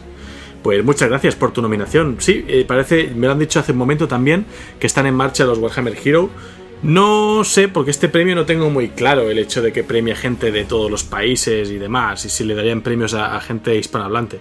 Tampoco, ya sabéis que no suelo perder mucho tiempo haciendo campaña de estas cosas. Me hace ilusión que me votéis vosotros, porque se nota que es algo que sale del público y no de que yo pues haga mi candidatura oficial o que machaque a la gente.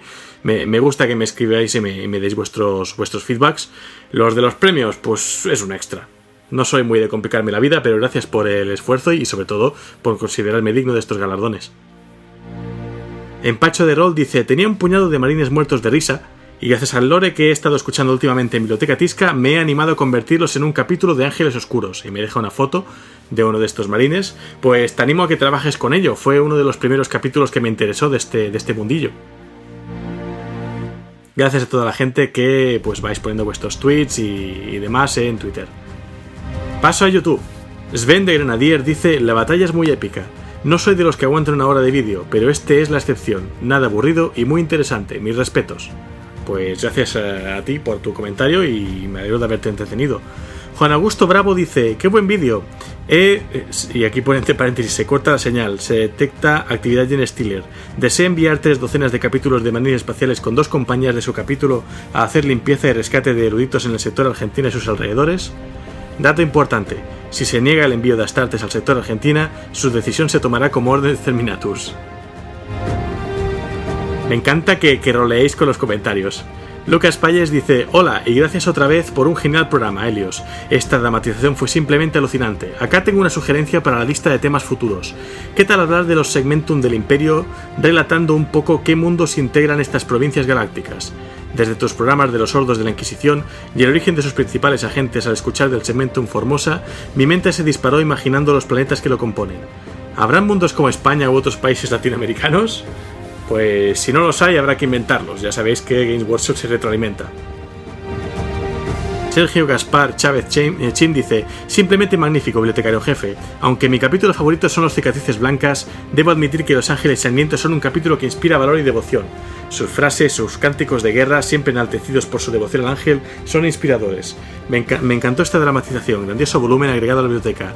Un comentario interesante: precisamente, aunque los cicatrices blancas son considerados salvajes por muchos otros capítulos de marines espaciales, realmente no lo son. Son de los capítulos más cultos, leen poesía, filosofía y se regocijan platicando de esos temas entre ellos. Es algo sumamente irónico, pero estas enseñanzas fueron inculcadas por Yagatai Khan debido a su ansia de conocimiento al ser un primarca. Sin duda, algo que me fascina de este capítulo. Pues no conocía yo este dato, tengo ganas de hablar de los cicatrices blancas y habrá que investigar. Pero sí que es verdad que muchos capítulos parecen de una manera desde fuera y cuando entras son de otra. Y para muestra, el ejemplo que pongo siempre son los devoradores de mundos. O sea, es increíble lo que llegas a empatizar y lo que lo llegas a entender una vez sabes de su organización interna y lo que están pasando. Y lo mismo ocurre con los lobos espaciales en gran medida. Se les toma por salvajes, bárbaros y demás, pero ves que dentro hay más de lo que parece. Volviendo al tema este de los ángeles sangrientos, sobre todo de los cánticos, me tuve que proponer si iba a arriesgarme intentando hacer los cánticos eclesiásticos de sus frases y tal. Al final me corté. Ya bastante faena era hacer 10 personajes o más yo solo, como para encima tener que ensayar aquí el cántico. No sé, me sentí ridículo y lo dejé así. Lo siento, ahí el bibliotecario no estuvo a la altura de arriesgarse a hacer el cántico, pese a que mi novia Mar me animó a ello. Incluso se ofreció a poner voces. Hunter Shadows dice: buenas Helios, esto es muy curioso porque antes de ver tu programa para este oscuro 31 de octubre volví a ver Alien y tu programa me recordó justo a eso. Ahora pregunta, en top 5 en lo que se encontraron las semillas genéticas tanto de las legiones traidoras como de las legiones leales, con más aguante a las mutaciones, ¿cuáles pondrías y por qué? Hostia, menudo trabajo, ¿no? Esto da casi para uno de los podcasts, aunque sea de los de 20 minutos. Dice: saludos gran bibliotecario y recuerda esto para cuando te enfrentes a esas bestias alienígenas. Venganza. Para los caídos, condenación para el enemigo. Pues esto es interesante, un programa quizás sobre las semillas genéticas. Estaría bien, cuando haya hablado de todas las legiones, ya conoceréis un poco el tema de las semillas. Pero este podcast es más informativo que no para hacer este tipo de tops o debates. Eso lo veo más interesante quizá para un programa de La Voz de Horus o para un programa crossover de estos que la gente se empeña en que hagamos también, ¿no? Que algún día tendrán lugar. MetalWorld04 dice: ¿cuándo un capítulo especial sobre las Semanas del Silencio? Saludos desde el fin del mundo, Puerto Montt, en Chile. Pues es el siguiente programa. El programa 67 será sobre las Semanas del Silencio y cerrando ya pues este biográfico sobre las garras del emperador. Primero los Aetus Custodes y después las Semanas del Silencio. Un saludo, que antes no lo he dicho, a toda la gente que me saludáis y me mandáis vuestros comentarios desde Argentina, también ahora desde Chile. Mijali Barbagallo, que además me está acompañando en medio de la edición porque estoy editando el programa y estoy hablando con él en Facebook, dice: qué bárbaro, macho, eres increíble. Un placer escucharte, saludos desde Denver. Pues un cálido y simpático saludo para ti. De hecho vas a ser el primero en estar pendiente del programa porque ya te he hecho el spoiler de que en menos de una hora sale. Y saludo a toda la gente que me escuche desde esas latitudes. Samuel IRC 1992 dice: estaba pensando justamente, tiene bastantes parecidos con Dead Space y Horizonte Final, y justo dices que habías puesto temas de ambos, sin duda tiene muchas similitudes. Un saludo a toda la gente que me veis, mejor me escucháis por YouTube, ya sabéis que son podcasts con una imagen estática, están pensados para que los escuchéis, no para que estéis 1 hora o 2 horas pegados delante del monitor con la imagen fija. Y por último pasamos a iVoox. Jorge Sánchez dice: gracias Helios, este programa me ha hecho especial ilusión. Pues por ese motivo justo leo este comentario. Eogan dice: ole tus huevos Helios, este podcast y el anterior han sido épicos y no puedo dejar de felicitarte por la enorme tarea que sigues haciendo. Te agradezco que atendieras mi ruego para hablar más despacio. Entre eso y que me da la sensación de que has cambiado algún filtro del garaje, se escucha de maravilla. Space Hulk con U, fuerte por supuesto, con U fuerte. Fue el primer juego que jugué en una tienda de Games Workshop cuando tenía 11 años. ¿Qué recuerdos me vienen? Tengo pendiente pasarte fotos de las minis que voy pintando mientras escucho el podcast. No veas qué momentos más amenos nos estás regalando. Mi enhorabuena una vez más y muchos ánimos. Un abrazo. Postdata: México con X solo lo dicen los gringos. Pues debo tener yo sangre gringo. ¿Sabes qué pasa? Tengo 2 amigos mexicanos y me han acostumbrado a decir México. Y supongo que entre eso y algunas películas pues ya lo digo al estilo gringo. Y de hecho, casi hasta me suena mejor, pero son peculiaridades mías. Relatos salvajes, dice: mañana lo escucho, que me he llevado 6 horas curando en el plato fuerte de esta noche para descubrir para mi espanto que a 10 minutos del final hay un error de edición que no puedo solucionar por mi cuenta. Cagüen, la vida del podcaster es dura. Por cierto, Astra Castra Imperium Lustra, benditos sean el emperador y sus ángeles de la muerte. Un saludo a Relatos Salvajes, muchos ánimos además con vuestro podcast que me parece una maravilla. Aún me estoy riendo con el de los nombres de las legiones traidoras y leales. Esto que comentas de la edición me ha pasado. De hecho, en el podcast anterior hace 2 programas de Logro Desbloqueado, mi podcast de videojuegos, tuve que editar un podcast que no se había grabado la pista en la que hablaban los demás contertulios, con lo cual tuve que arreglarlo de forma que pareciera un monólogo como de 40 minutos hablando yo solo. Terrible estos problemas que pueden pasar en el mundo del podcasting. Mike69 dice: hoy en Halloween el emperador protege. Te ha quedado genial. Cada vez mejor sonido y edición. Saludos desde la carretera en Oregón. Pues un saludo para ti y a toda la gente que me escuchéis desde ahí también, por supuesto. Me gusta porque este programa está saliendo gente de muchos sitios. Neon Sucel dice: me ha encantado el podcast. Gracias, Helios, por este tema. Lo he escuchado en el tren de camino a Burgos, que voy a ver a mi novia. Además, en Halloween fue mi cumpleaños, que qué mejor como regalo como Space Hulk. Una teoría. ¿Podría ser gracias a algunos artefactos cogidos por los ángeles sangrientos de los pecios que los ángeles tengan 39 Land Riders, seguramente por algún trato del Mechanicum con ellos? Un saludo y el emperador protege. Pues podría ser, ¿por qué no? Ya sabéis cómo funciona el Adeptus Mechanicus, que tiene muchas tratas de favores con ciertos favorecidos del imperio, ¿no? Caballeros grises, sobre todo también, pues eso, la Death Watch, los ángeles sangrientos también, depende. Emilio Cachares dice: enorme narración, Helios, me ha gustado mucho. Yo me inicié en el hobby gracias a Cruzada Estelar, el hermano pobre de Space Hulk, dice. Pues sí, yo ese juego no lo he podido tener en mis manos, pero la verdad es que sé que una edición hoy cuesta bastante de conseguir. Luis dice: has conseguido emocionarme, Helios, espectacular trabajo. Dr. Fricazus dice: has conseguido que me meta en escena perfectamente. Aunque los narcóticos puede que ayuden un poco, todo se ha dicho. Increíble como siempre, con ganas de oír el capítulo de mis encantadores salidos, digo, legionarios de los hijos del emperador. David Cabrera dice: increíble relato, hasta tenías un tema de Silent Hill, eso le dio un toque de terror que no recordaba desde que sufrí con ese juego. Sigue así con tus espectaculares trabajos. Saludos desde Chile de parte de nuestro grupo Wargaming Concepción. Pues un saludo para ti, para toda la gente que me escucha desde Chile y para todos los integrantes de este grupo de Wargaming Concepción. Un saludo desde vuestro bibliotecario jefe, Helios. Octarnagón dice: saludos, Helios. Tengo a todos en el trabajo escuchando la biblioteca y a la voz de Horus casi todos los días. Vaya, pues supongo que eso debe bajar bastante en la productividad. Dice una pregunta: ¿qué rango deberíamos tener para conocer todo lo que sabemos del universo de Warhammer? Me refiero si fuéramos parte del Imperio. Bueno, ya sabéis que yo he reunido información también desde el punto de vista Xenos, así que ni siquiera el Imperio tiene toda esa información. Digamos que podríais estar un poco metidos en algo parecido a la Cábala. Porque, sinceramente, dudo que ni siquiera el Emperador tenga toda esta información sobre, pues eso, el mundo Xeno y demás. De demonios puede que entienda más el tema, le toca más de cerca. Esto puede ser tachado de herejía. Daniel Sánchez Fuentes dice: felicidades por este podcast genial que tienes. Quería recomendar un podcast que encontré en iVoox la semana pasada. Relatos de la herejía se llama. Hacen relatos dramatizados sobre Warhammer 40k, un poco al estilo de relatos salvajes. Se le ocurran mucho con música y efectos de sonido para inventar.